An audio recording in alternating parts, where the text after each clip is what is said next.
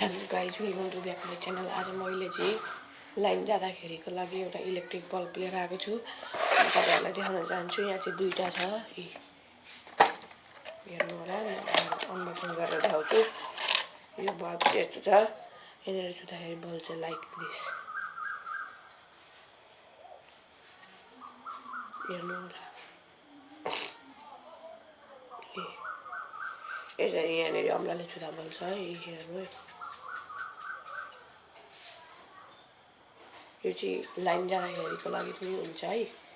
अर्को पनि देखाउन जान्छु। यो चाहिँ अलिक ठुलो खालको छ।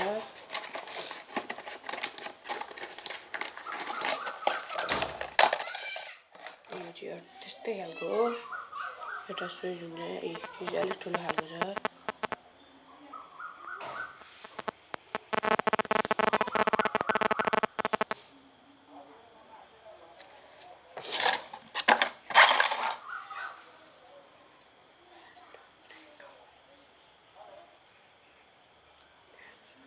हेर्नु होला है।